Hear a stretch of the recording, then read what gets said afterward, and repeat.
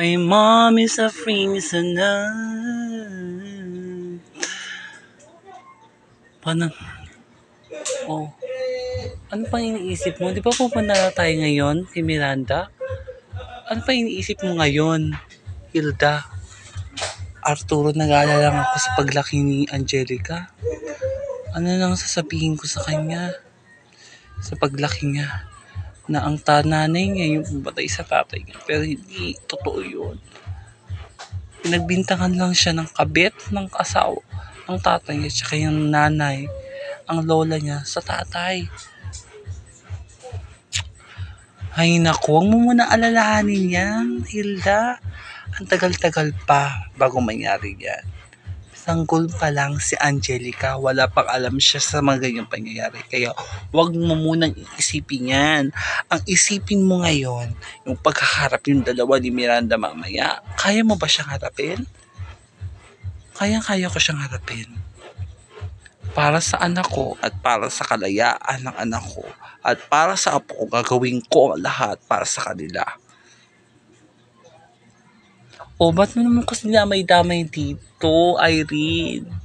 Sydney, tumigil ka na, ha?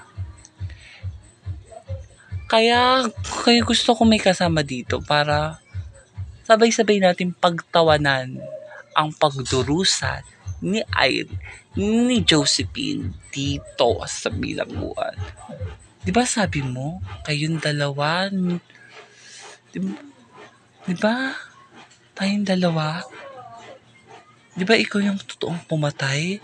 Kay Anthony, tumigil ka nga. Baka may makarinig sa'yo. Ginawa ko lang yon para sa katahimikan ng lahat. Ako talaga ang pumatay kay Anthony. Alam mo bakit ko pinatay si Anthony? Para makuha kong kayamanan nila. Ang kayamanan ni Anthony. Paano mo kukuha ang kayamanan ni Anthony? Di ba may anak sila ni Josephine? Di ba yun yung Angelica na ba yun? Nasa pangangalaga ng nanay ni Angelica?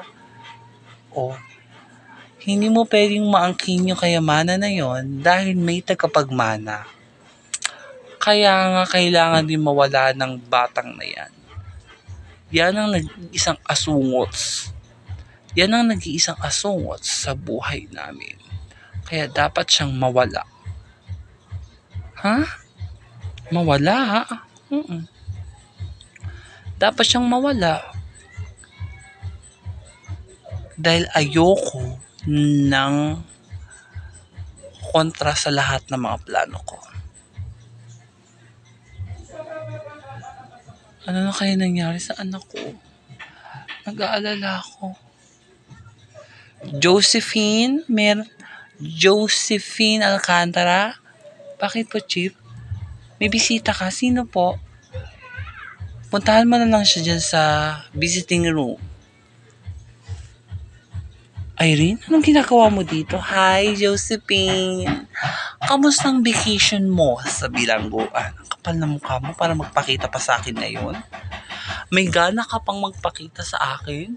Diba ikaw ang totoong pumatay, Anthony? Sabihin mo sa mga pulis na ikaw yung totoong pumatay.